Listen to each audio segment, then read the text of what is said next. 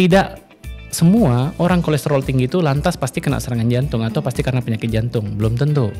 Tapi kalau orang dengan kolesterol tinggi, resiko untuk orang itu terkena penyakit jantung lebih besar dibanding dengan orang yang kolesterolnya rendah. Itu. Jadi salah satu faktor resikonya itu adalah hiperkolesterol kalau kita bilang. Saya mau garis bawah ya.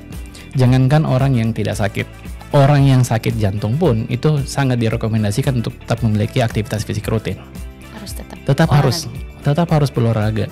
Kalau kita mengikut anjuran, jadi setidaknya itu seseorang memiliki aktivitas fisik rutin atau dalam hal ini mungkin olahraga, setidaknya dalam 1 minggu itu durasinya sekitar 150 menit.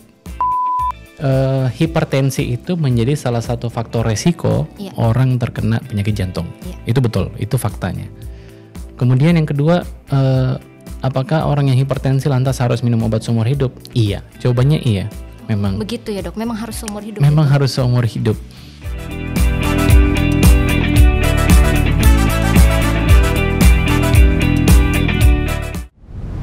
Assalamualaikum warahmatullahi wabarakatuh dan selamat siang. Bertemu lagi dengan saya Esti Imastasia di Onggano Podcast. Hari ini di episode ke-15. Hari ini sedikit berbeda temanya dari episode-episode sebelumnya. Kalau biasanya saya membahas tentang program pemerintah ataupun kebijakan-kebijakan dari pemerintah, beberapa episode kemarin juga tentang UMKM, tapi hari ini kami mengangkat tema tentang kesehatan, yaitu tentang kesehatan jantung dengan tema hidup sehat untuk jantung sehat. Oke, sedikit informasi dari saya secara umum. Jantung merupakan organ vital bagi tubuh manusia. Fungsinya memompa darah ke seluruh tubuh. Sering kita dengar bahwa penyakit jantung ini merupakan number one killer atau pembunuh nomor 1 di dunia. Benarkah demikian? Jeng jeng. Hari ini telah hadir di tengah-tengah kita dokter spesialis jantung dan pembuluh darah yang akan membagi informasi dan edukasi kepada kita semua tentang penyakit jantung. Halo dok, selamat datang. Selamat datang. Halo dok, selamat siang. Selamat apa kabar siang, dok? siang. Apa kabar? Puji Tuhan, kabar baik. Alhamdulillah. Kalau saya secara pribadi, kalau dengan dokter ini sudah kenal. Oh iya. Tapi mungkin pemirsa di rumah ada yang belum kenal. Mungkin silakan dok, perkenalan diri dulu dok. Oke, mungkin yang singkat aja kali ya. Jadi Nama. seperti yang tadi sudah disebutkan sama host kita, sebelumnya memang sudah kenal cukup lama, jadi teman letting lah. PNS tapi ya. Enggak, letting ke dokter.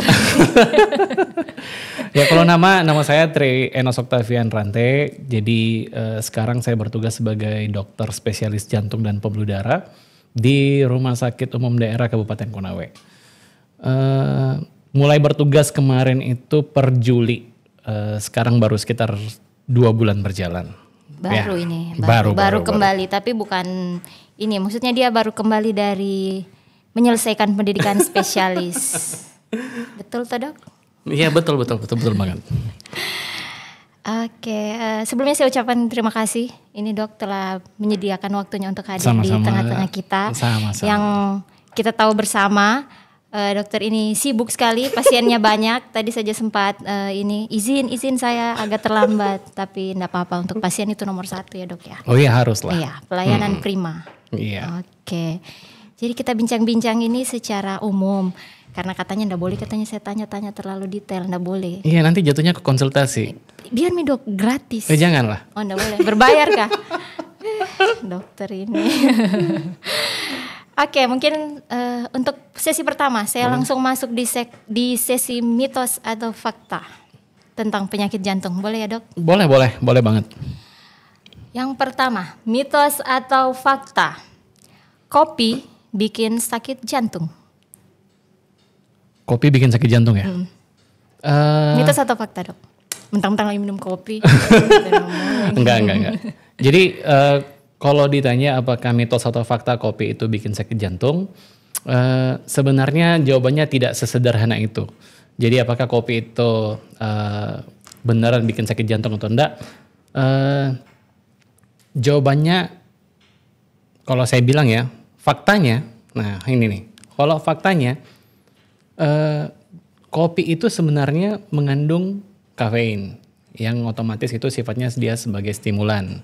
Jadi memang bagus buat jantung. Biasanya dia akan membantu proses kerja jantung. Kemudian kadang akan meningkatkan sedikit tekanan darah yang sifatnya sementara. Jadi ada lonjakan gitu? Ada lonjakan tapi sifatnya nggak yang permanen. Dia paling sifatnya sementara aja. Dan karena sifat stimulan dari kafein itu sebenarnya pada beberapa kasus justru kopi ini dianggap bagus. Cuman memang pada beberapa orang yang agak sensitif dengan kopi atau mungkin orang yang tidak pernah minum kopi, nah ini nih kadang-kadang bisa memicu gangguan yang kita biasa bilang sih irama jantung. Keluhan paling sering itu biasanya adalah jantung berdebar-debar. Jadi kalau misalnya ditanya apakah ini fakta atau mitos, wah itu tidak sesederhana itu. Karena faktanya kopi itu juga dianjurkan. Yang penting, nah ini yang perlu teman-teman tahu nih. Yang penting itu kalau minum kopi satu harinya nggak boleh lebih dari 400 gram. Itu nggak boleh. Kalau kita hitung-hitung per gelasnya jangan lebih dari 3 sampai 4 gelas. Kalau 1 gelas masih aman? Masih boleh. Tapi bukan berarti pas mau minum kopi nih, kan kata dokter nggak lebih dari 4 gelas lah, taruh seperti itu. Berarti boleh dong pas minum kopi langsung saya minum 3 gelas, 4 gelas, nah itu juga nggak boleh. Oh sekali banyak nggak boleh? Nggak boleh, sekali banyak itu nggak boleh. Jadi sebaiknya dalam satu hari kurang dari 400 gram atau kurang lebih sekitar 3 sampai 4 gelas saja.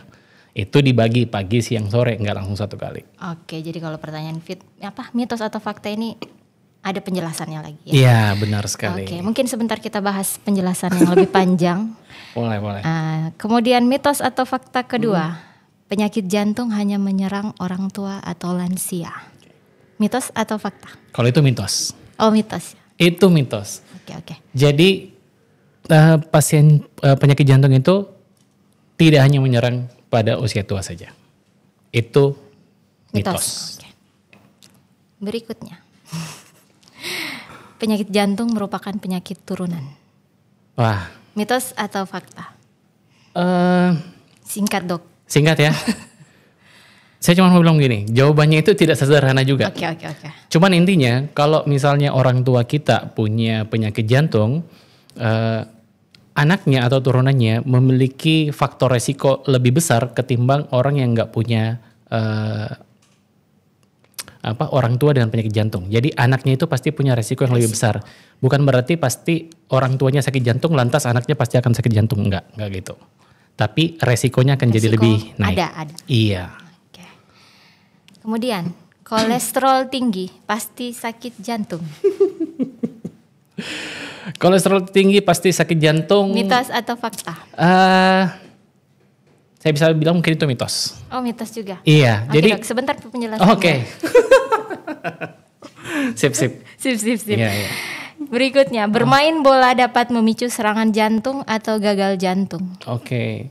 Mitos atau fakta? Main bola. Kalau ini sebenarnya nggak bisa juga dijawab apakah itu mitos atau fakta, ya karena adalah nanti kalau kita mau bicara panjang lebar mengenai fakta dan mitosnya. Tapi yang jelas saya cuma mau bilang olahraga itu pasti baik untuk jantung. Oke. Jadi ini lebih cenderung ke mitos kali ya. Oke. Kemudian stop rokok, jantung sehat. Fakta. Oh fakta. Itu fakta. Fakta. Iya. Teman-teman yang masih merokok, stop. Kemudian makan telur bikin jantungan. Makan telur bikin jantungan itu mitos lah. Mitos. Oke. Iya. Jadi semua punya penjelasannya Semuanya sendiri punya ya dok. penjelasan sendiri. Oke, kita setelah tadi ini sesi mitos atau fakta, kita lanjut ke sesi berikutnya. Tentunya akan ada penjelasan lebih rinci mungkin dari yang tadi itu ya dok. Untuk pertanyaan pertama, apa sih dok penyakit jantung dan pembuluh darah itu? Ini serasa mau ujian ya, pertanyaan pertama. Ya, jadi kalau penyakit jantung, bisa dijelaskan? Boleh. Jadi penyakit jantung dan pembuluh darah itu sebenarnya ya namanya saja penyakit jantung dan pembuluh darah. Jadi semua penyakit yang terjadi pada jantung maupun pada pembuluh darah.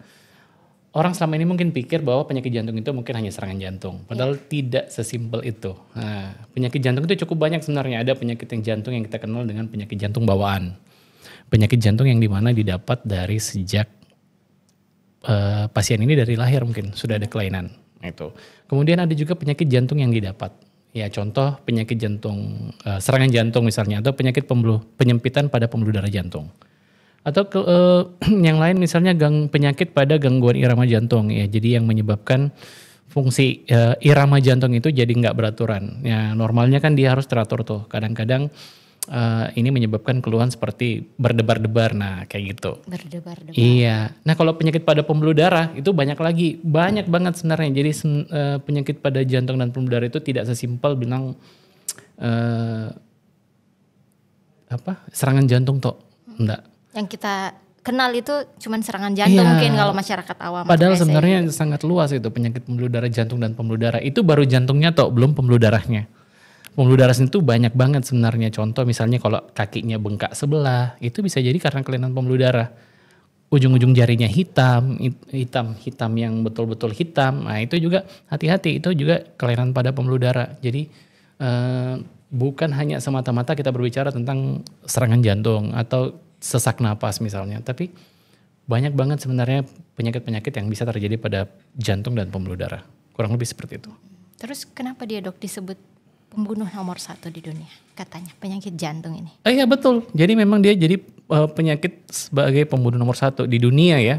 Ya karena memang faktanya silakan lihat sendiri di internet pasti tersebar luas bahwa penyakit yang menyebabkan kematian tertinggi di dunia saat ini itu adalah serangan jantung. Serangan jantung. Ya diikuti oleh stroke kalau saya nggak salah. Jadi memang penyakit serangan jantung itu adalah menjadi momok karena menjadi penyebab utama kematian di seluruh dunia, tidak cuma di Indonesia, gitu. That's why dia menjadi number one killer. Terus ini dok, gejala serangan jantung itu seperti apa gejalanya? Ya, ini sebenarnya pernah saya bawakan juga, tapi lebih ke konten edukasi di rumah sakit tempat saya kerja. Jadi keluhan untuk sakit jantung, terutama kalau kita lebih menspesifikkan ke serangan jantung, yang pertama itu pasti khas banget ya, nyeri dada. Nyeri dada itu di sebelah kiri tabinya. Nah, kalau dok bisa enggak di sebelah kanan? Bisa, kalau jantungnya di kanan. Iya, ada kok kondisi yang dimana orang itu memiliki jantungnya di kanan dan itu kelainan juga, kelainan bawaan dari lahir. Oh, ada kan dok? Ada dong. Lah baru tahu ya? Baru tahu. Wah. Silakan di searching lagi lah di internet. Jantung di kanan? Ada, namanya dextrokardi, itu istilah medisnya ya. Oke lanjut nih biar nggak kemana-mana ya. Nyeri dada sebelah kiri itu itu adalah yang paling khas. Kemudian kadang-kadang biasa tembus sampai ke belakang, ke area punggung. Kemudian biasa disertai dengan penjalaran, nyerinya kadang-kadang terasa sampai lengan kiri, kayak kram-kram. Kemudian kadang sampai ke area dagu sebelah kiri. Dan biasanya disertai dengan keringat dingin. Nah biasanya itu kalau orang kena serangan jantung, pasti bajunya itu basah karena keringatan. Gitu. Jadi khas banget nyeri dada kiri yang rasanya seperti tertekan atau ditekan beban berat tembus ke belakang, kadang menjalar ke lengan kiri atau sampai ke dagu. Sampai ke dagu. Ya itu hati-hati, itu sudah pertanda bahwa Anda kena serangan jantung.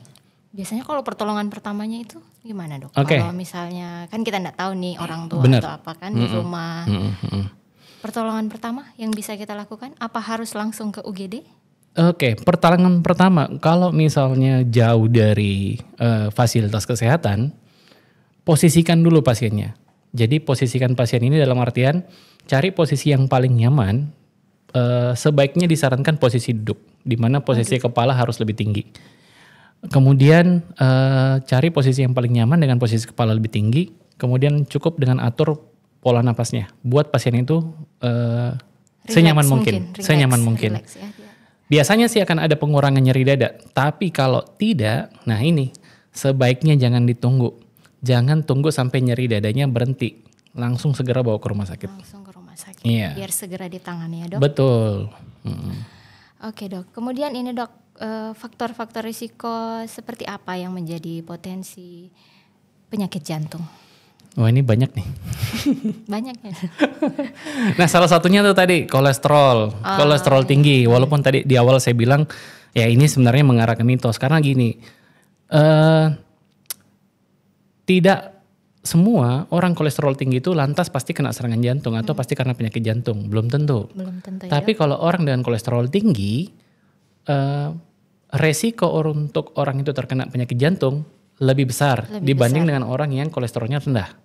Itu. Jadi salah satu faktor resikonya itu adalah hiperkolesterol kalau kita bilang. Kemudian yang kedua apa? Turunan. Nah, itu tadi. Kalau misalnya orang tuanya kita ada yang punya penyakit jantung sebelumnya, lantas anak-anaknya ini punya potensi beresiko lebih tinggi ketimbang orang-orang yang orang tuanya nggak punya penyakit jantung. Tapi tidak semerta-merta langsung, orang tua saya kena sakit jantung pasti saya sakit jantung. Enggak kayak gitu konsepnya. Kemudian yang ketiga, pola lifestyle yang enggak benar. Gaya hidup ya. Gaya hidup. Pola makannya enggak sehat, kemudian enggak pernah olahraga, kemudian aktivitas fisik rutinnya enggak ada, suka begadang, maaf nih, rokok. Kemudian pola sedentary living yang malas ngapa-ngapain, malas gerak gitu. Mager. Ya, yang mager itu semua menjadi faktor resiko sebenarnya dengan orang mudah terkena serangan jantung. Jadi jangan heran bahwa itu kayak itu tadi saya bilang penyakit jantung itu apakah hanya diserang pada orang tua? Saya bilang itu mitos. Karena kenapa? Banyak kok anak-anak yang usia 25 tahun, umur 30 tahun itu udah terkena serangan jantung. Bahkan saya pernah dapat pasien, ini waktu masih saya sekolah, umur 19 tahun udah pasang cincin. Iya, karena kenapa? Pola hidupnya nggak salah. Dia sedentary living, kemudian ngerokok, obesitas, gemuk ya. Ya itu semua. Jadi memang hati-hati. Gitu. Ini buat semua yang ada di sini juga nih. Iya, buat semua yang ada di sini. Kemudian ini Dok, seberapa penting gaya hidup sehat untuk mempengaruhi kesehatan jantung? Wah, ini penting banget. Ini sangat penting. Saya mau garis bawah ya. Jangankan orang yang tidak sakit.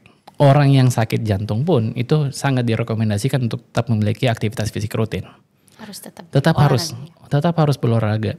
Kalau kita mengikut anjuran, jadi setidaknya itu seseorang memiliki aktivitas fisik rutin atau dalam hal ini mungkin olahraga, setidaknya dalam 1 minggu itu durasinya sekitar 150 menit.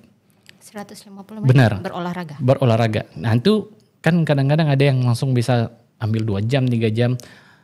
Kalau mau dibagi nggak apa-apa. Misalnya nih dalam 1 minggu bikin aktivitas rutinnya bisa 3-5 kali. Nanti tinggal disesuaikan tuh. Kalau misalnya bikin 5 kali berarti setidaknya setiap aktivitas fisik rutin yang dilakukan minimal durasinya 30 menit. Jadi sangat penting. Itu sangat penting. Iya, betul.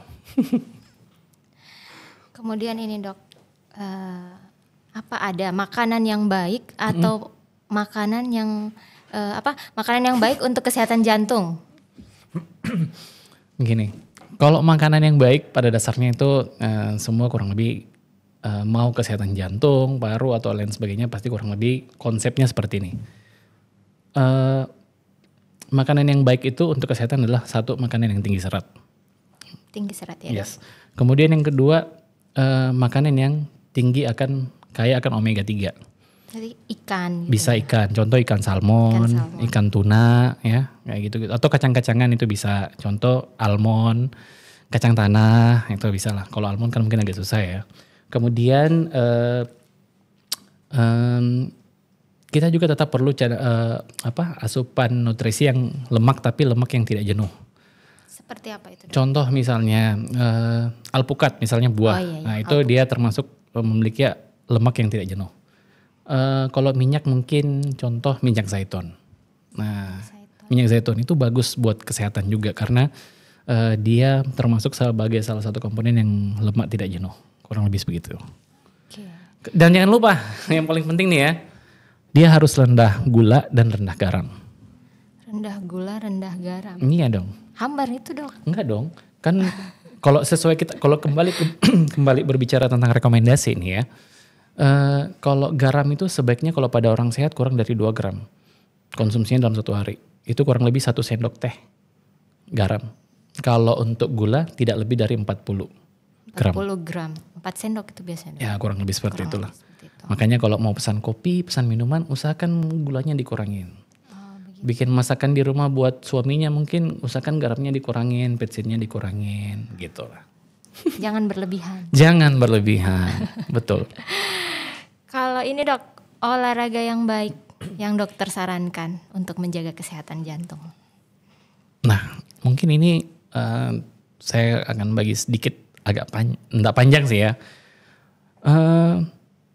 Sebenarnya kalau kita berbicara tentang konsep olahraga, biasanya sih kalau di kami itu ada beberapa komponen yang besar. Contoh yang pertama adalah aerobic exercise. Aerobic exercise itu atau biasa kita bilang latihan kardio. Nah, contoh misalnya sepeda, kemudian jogging atau jalan pagi, senam. Nah itu kayak gitu-gitu. Itu cukup bagus sebenarnya untuk meningkatkan fungsi kapasitas jantung. Atau bisa juga kalau mau latihan strength, kekuatan. Contoh nge-gym misalnya. Nge-gym itu juga sekarang cukup populer di kalangan usia-usia di atas 40-an tahun. Karena biar massa ototnya tetap terbentuk. Sehingga nanti kalau misalnya udah lanjut usianya, usia 50-an, 60-an, dia masih tetap bisa beraktivitas mandiri seperti biasa. Karena tidak mudah kehilangan keseimbangannya. Atau yoga, pilates juga itu masih bisa toh. Masih bisa direkomendasikan. Cuman yang paling penting adalah gini. Kalau misalnya pasien itu masih dalam kondisi sehat dan bugar, ya mungkin hampir semua olahraga bisa dia masukin. Aman ya, masih aman. Tapi yang agak menjadi catatan adalah bahwa kalau misalnya pasien itu sudah memiliki riwayat penyakit, dalam hal ini penyakit jantung, kalau mau berolahraga sebaiknya konsultasikan ke dokter jantungnya.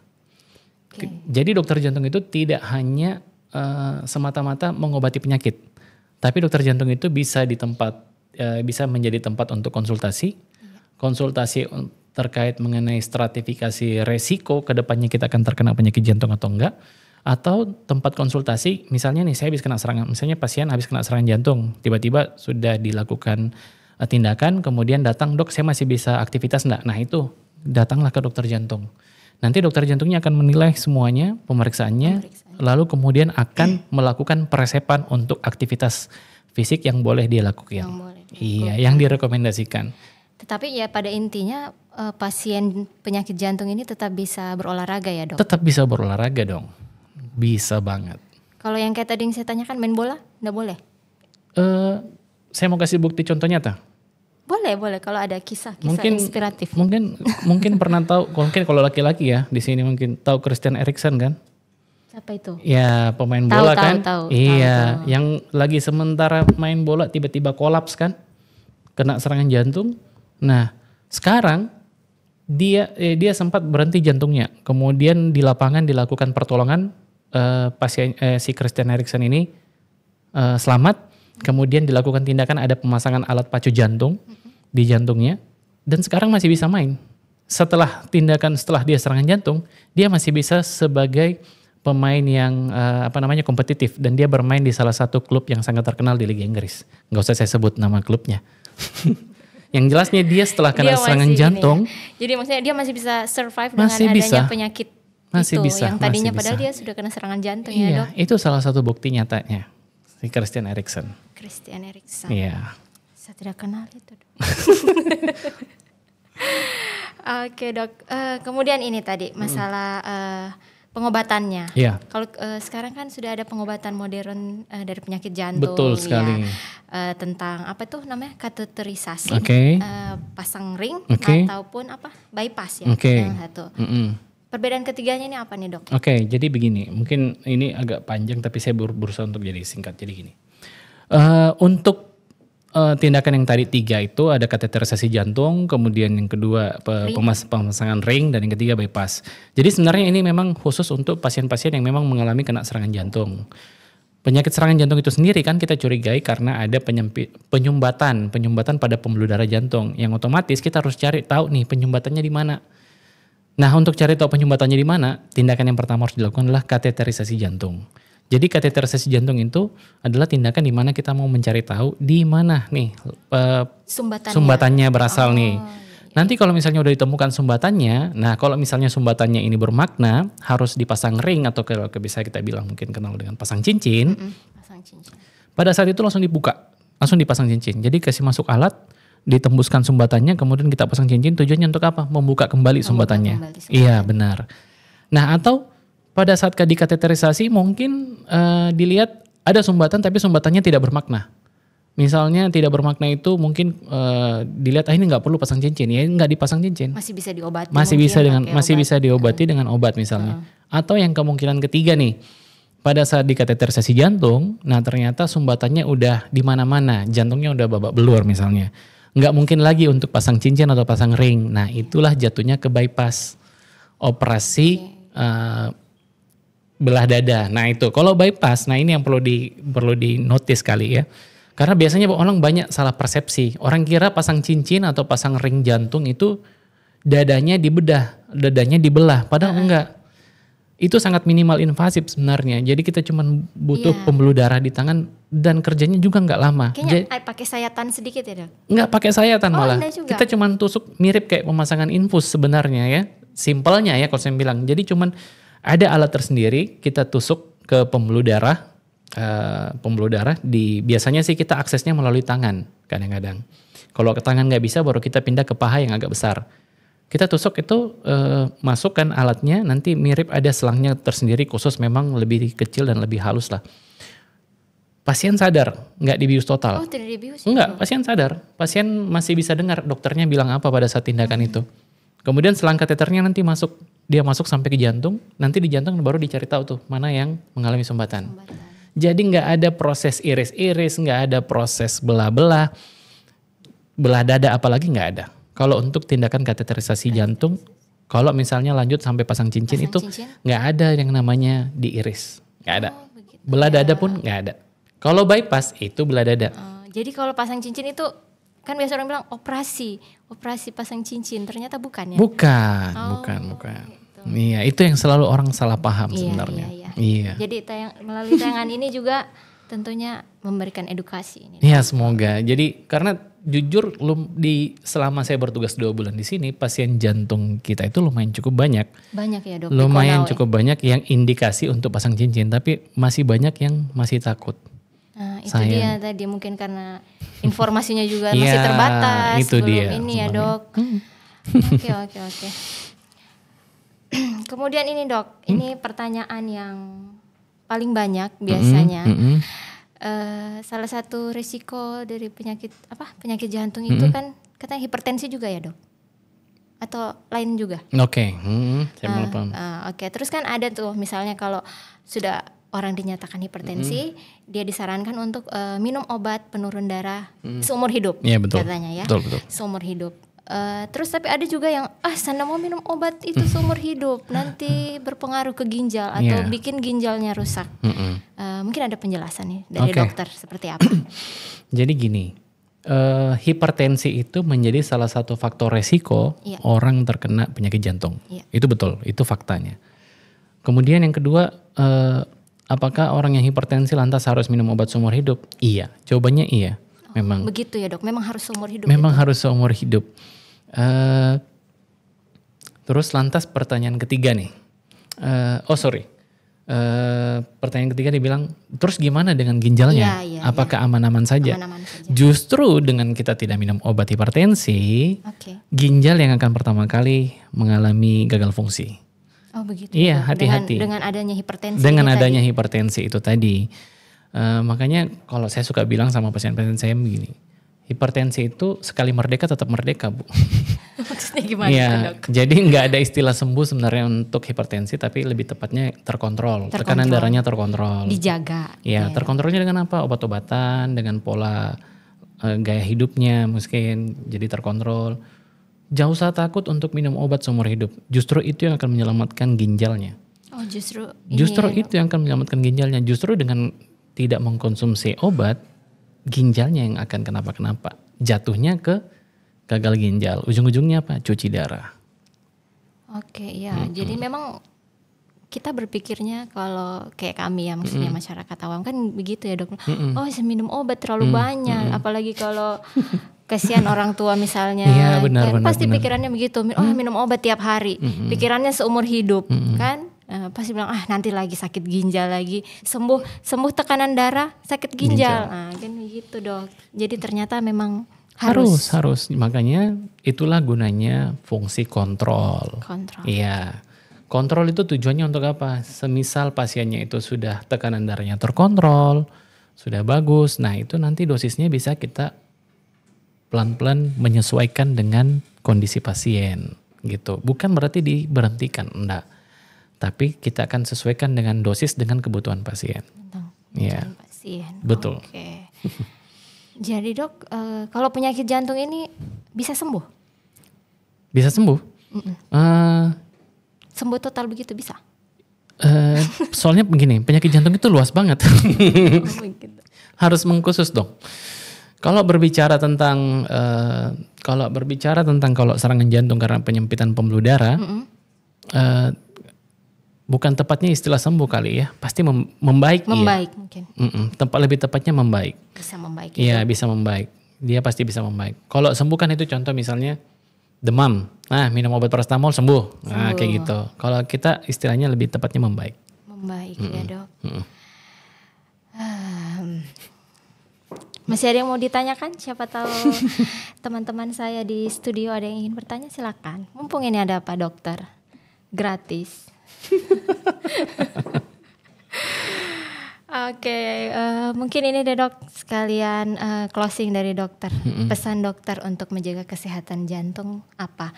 Dan sekalian deh kalau ada saran ataupun mungkin permintaan untuk ini di pemerintah daerah Kabupaten Konawe untuk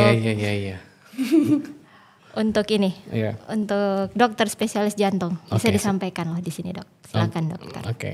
Jadi kalau untuk menjaga kesehatan jantung sebenarnya, Jadi kalau untuk menjaga kesehatan jantung sebenarnya itu memang dimulai dari diri kita sendiri ya. Kesadarannya. Contoh misalnya pola makannya harus dijaga seperti tadi yang sudah saya bilang sebelumnya. Pola makan yang sehat itu seperti apa? Wajib berolahraga. Apapun itu pasti harus wajib berolahraga. Harus ada aktivitas fisik rutin yang dilakukan setiap hari. Ya? Jangan mager ya dok. Jangan mager. Mau pasiennya itu sehat ataupun sudah punya penyakit, tetap bisa dikonsultasikan ke dokter jantungnya untuk direkomendasikan nantinya aktivitas apa yang harus dilakukan. Ingat, tidak semua orang sehat itu bugar. Tidak semua orang sehat itu bugar. Tapi orang yang bugar pasti sehat. Pasti sehat ya. Iya, orang sehat itu kan artinya tidak sakit. Tapi orang yang sehat itu belum tentu kuat naik turun tangga 3 lantai. Iya, tapi kalau orang bugar pasti kuat tuh. Nah pasti itu. Iya. Nah kalau terkait masalah pelayanan kita di rumah sakit, selama 2 bulan terakhir saya sangat bersyukur karena memang rumah sakit sangat memfasilitasi sebenarnya ya. Untuk pelayanan jantung. Mengingat memang jumlah pasien sebenarnya cuma cukup banyak di Konawe. Jangankan Konawe, kabupaten tetangga pun banyak yang ke kita. Oh begitu ya. Kabupaten tetangga yang terdekat itu banyak banget yang ke kita. Yang kesini ya. Iya benar banget. Cuman memang ada beberapa pelayanan yang memang masih perlu ditingkatkan. Jadi mungkin kepada pihak yang berwenang kali ya, pemerintah atau pihak rumah sakit, mungkin perlu ditingkatkan lagi mengenai pelayanan dasarnya. Ada beberapa hal yang fasilitas yang masih perlu kita tingkatkan. Contoh misalnya USG jantung, itu masih perlu ditingkatkan. Kemudian mungkin alat treadmill. Karena kenapa? Alat treadmill itu sangat penting untuk kita bisa menstratifikasi seseorang itu beresiko untuk kena penyakit jantung atau enggak. Kurang lebih seperti itu sih. Oke, mungkin itu ya dari dokter. Benar. Oke, mudah-mudahan permintaannya tersampaikan. Amin. Iya, biar dokter jantungnya betah tuh. Oh iya. Nanti dokter jantungnya minggat. Kayaknya sih minggat enggak ya, karena saya memang asli sini juga. Oh iya, ini asli Konawe. Jadi sebenarnya informasi juga untuk masyarakat Konawe melalui tayangan ini. Jadi memang untuk dokter spesialis jantung dan pembuluh darah itu sudah hadir di Kabupaten Konawe, bertugas di Rumah Sakit Umum. Betul. Rumah Sakit Umum Daerah Kabupaten Konawe. Polinya tiap hari ya dok? Setiap hari. Setiap hari. Jadi misalnya kalau ada keluarga atau kerabat mungkin yang sudah terindikasi penyakit jantung ataupun lain sebagainya, bisa konsultasi atau datang langsung kepada Dokter Enos di Rumah Sakit Umum Daerah Kabupaten Konawe. Maksudnya tidak perlu jauh-jauh lagi ke daerah lain begitu untuk berobat, karena di Kabupaten Konawe sudah memiliki dokter spesialis jantung dan pembuluh darah sendiri. Oke, mungkin itu saja dok bincang-bincang kita hari ini. Sama-sama. Sekali lagi terima kasih dok atas waktunya, atas ilmunya, informasi dan edukasinya untuk masyarakat Konawe. Mungkin lain waktu kita bisa undang lagi mungkin dok. Boleh. Asal ada kopi ya dok. Asal ada kopi. Oke, sekali lagi terima kasih ya dok. Sip. Oke, pesan dari saya, menjaga kesehatan jantung tentunya merupakan hal yang sangat penting dan perlu dilakukan atas kesadaran diri sendiri. Memulai itu semua dengan pola hidup sehat. Tentunya jantung sehat merupakan kunci dari kehidupan yang lebih berkualitas. Oke, saksikan terus Onggano Podcast di episode selanjutnya. Jangan lupa like, comment, subscribe, dan nyalakan lonceng notifikasi Anda untuk terus mengupdate informasi dari kami di Diskominfo Konawe. Mohon maaf jika ada salah kata. Sampai bertemu di episode selanjutnya. Wassalamualaikum warahmatullahi wabarakatuh.